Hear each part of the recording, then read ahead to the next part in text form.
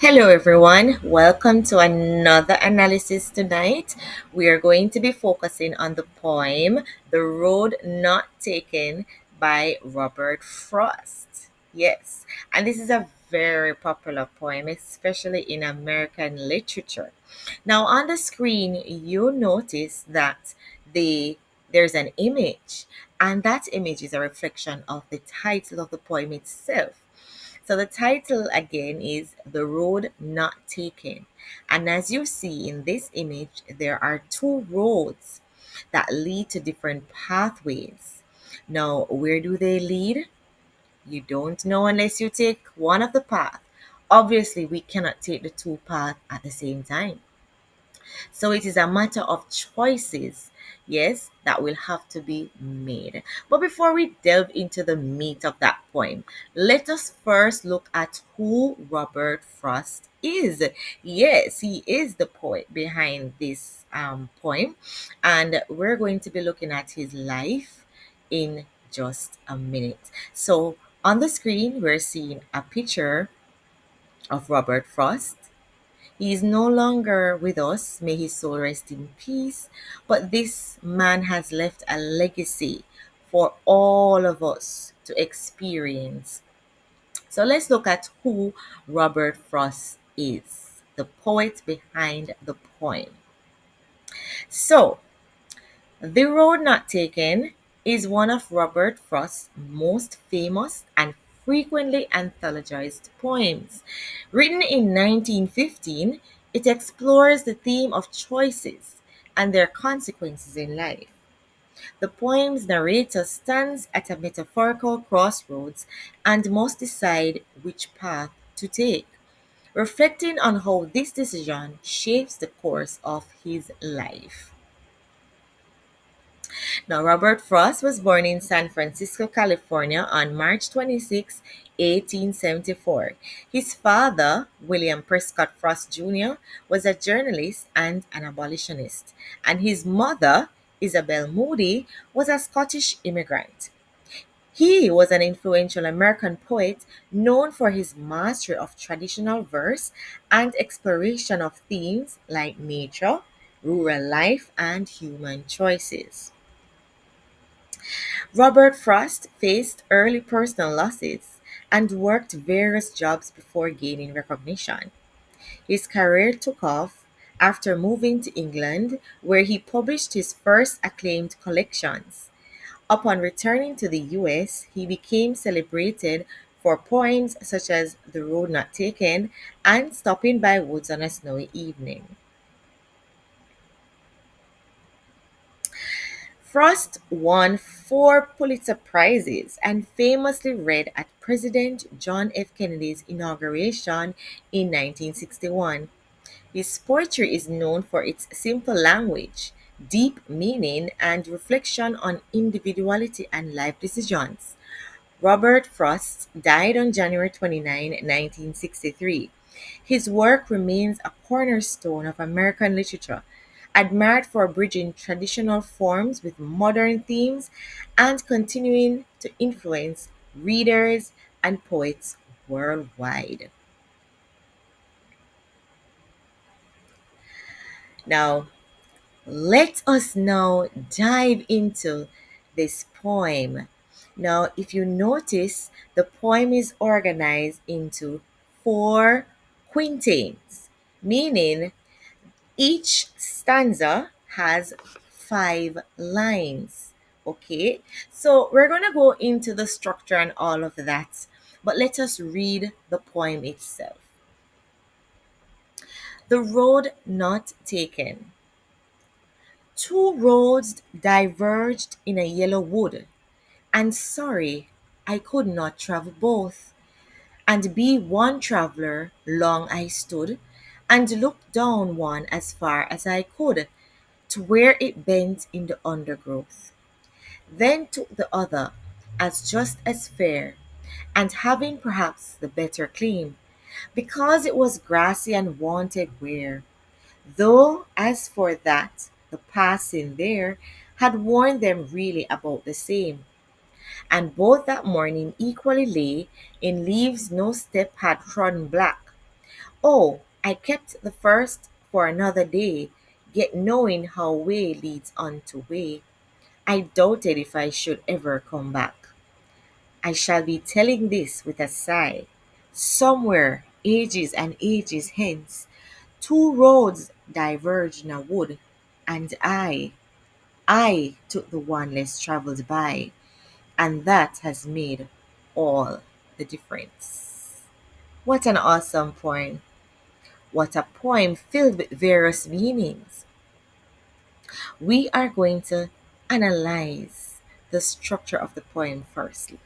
So, as I said before, the poem consists of four quintains, which are four 5 line stanzas. And of course, they consist of a rhyme scheme A, B, A, B. Now, what do we mean by rhyme scheme? For those who are unfamiliar with rhyme scheme, we look at the word that comes at the end of each line to determine the rhyme scheme. All right, so let us go back on the poem itself. So, in the first stanza, we have the word would ending in line 1.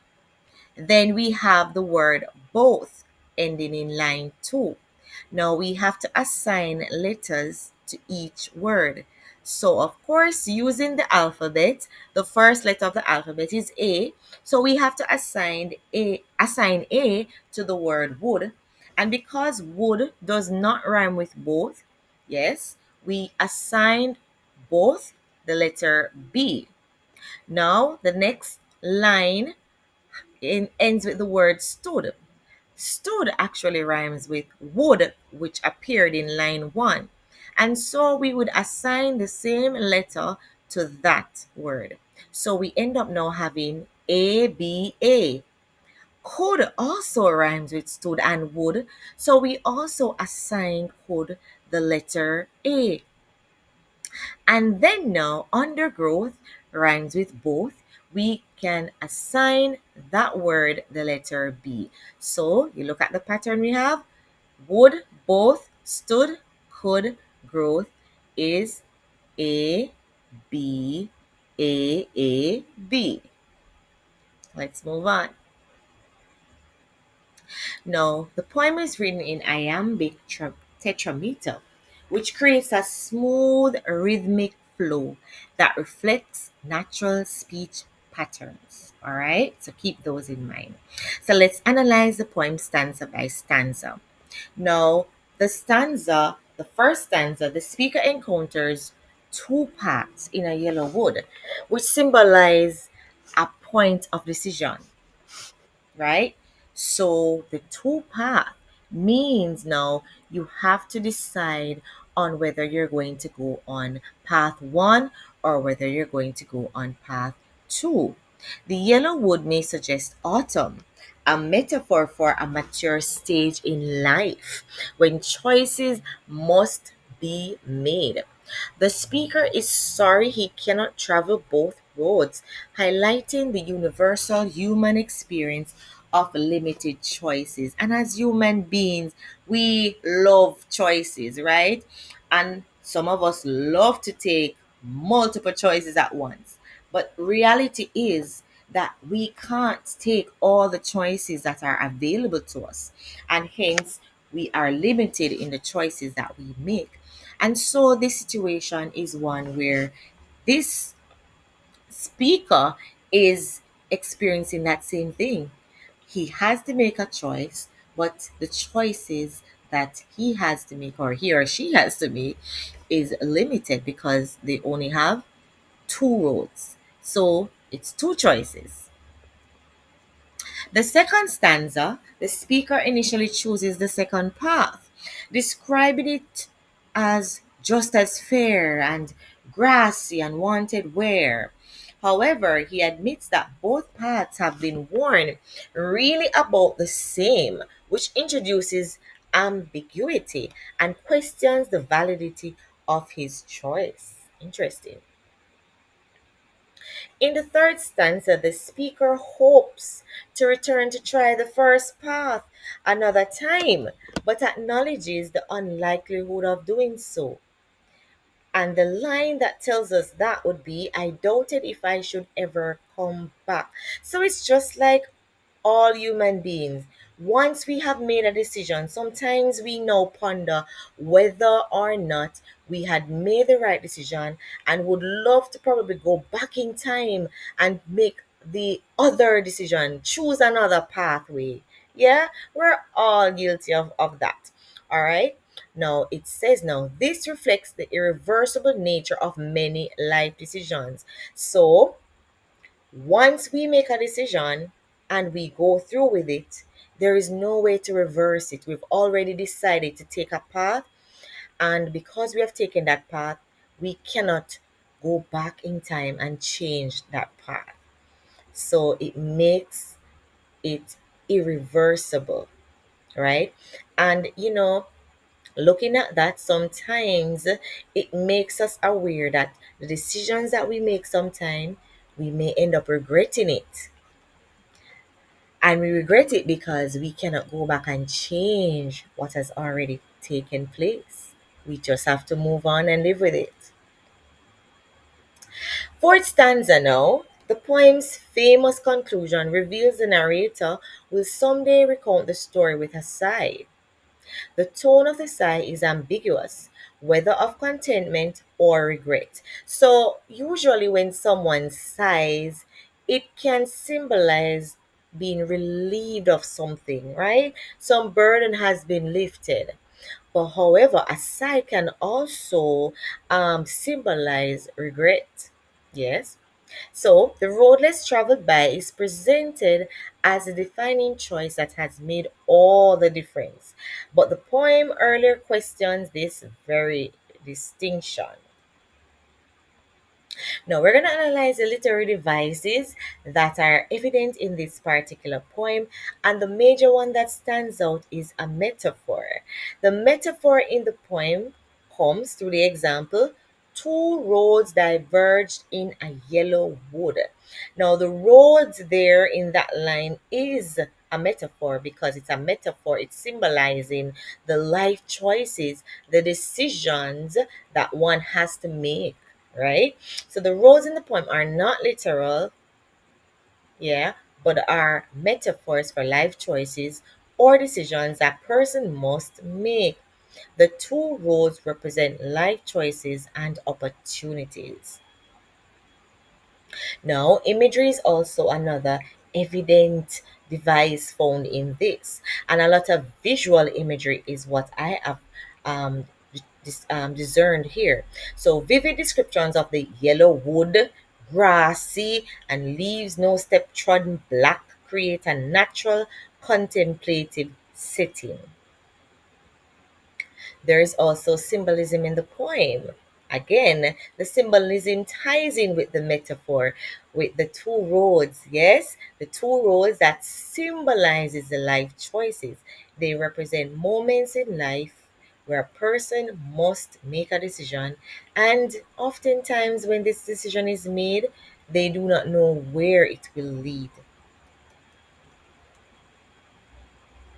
We must also make note of the tone of this poem. It's very reflective, very contemplative, as you see the speaker is thinking about what if I had not taken this road, but I had taken another road or the road before. Yes, they're reflecting on their decisions.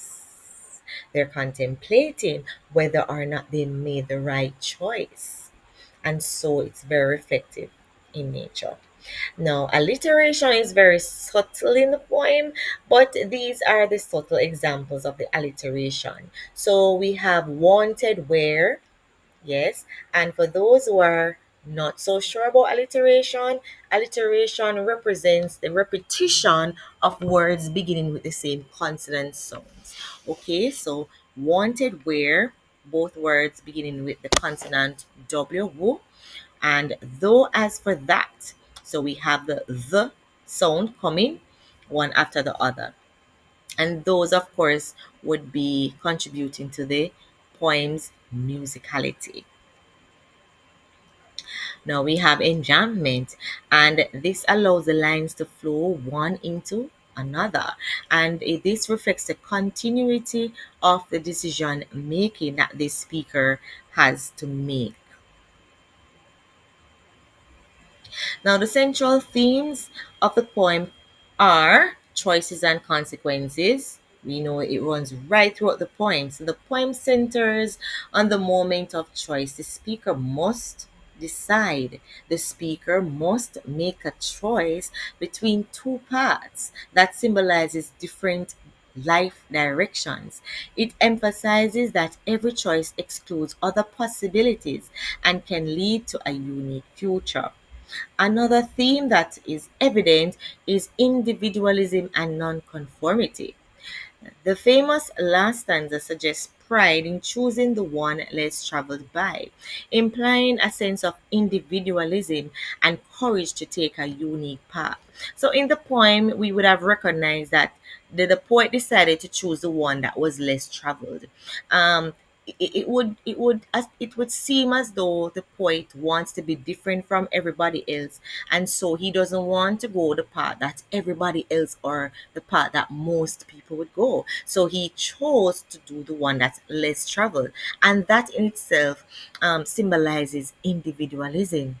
He doesn't want to conform to the standards of everyone, or what society sees as the norm, so to speak. And we have people like that. So personality, you'll find, will make a very huge impact on the choices that we make in life. The third theme that we find coming out is regret and ambiguity. The sigh, mentioned in the final stanza, can be read as either satisfaction or regret, suggesting that decisions are complicated and their outcomes are uncertain. And the fourth theme is the illusion of choice. So, despite the narrator's belief that one road was less traveled, the poem reveals both roads were really about the same.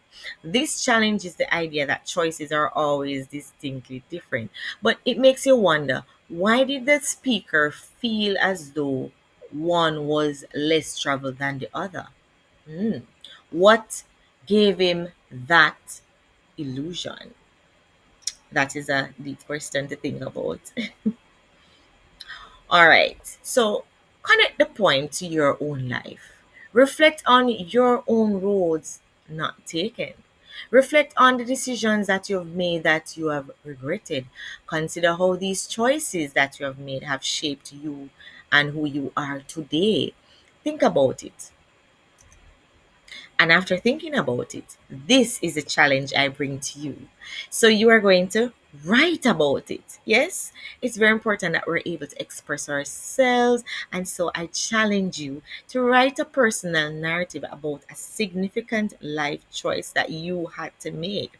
Think of Frost's poem and use it as an inspiration, yes, to make your narrative. And then share it with us, please. You can share it in the comment section. I would really love to hear some of these stories. My final thoughts on the poem: The Road Not Taken is a simple yet deeply philosophical poem that resonates with readers of all ages. On the surface, it tells a story of a traveler choosing between two paths in a forest. However, beneath this quiet moment lies a profound reflection on the nature of human choice, individuality, and the passage of time. The poem captures the essence of life's uncertainty, how decisions must often be made without complete knowledge of their consequences, and Frost reminds us that every choice shapes our journey. And while we may hope to explore every possibility, time and circumstance often prevent us from doing so.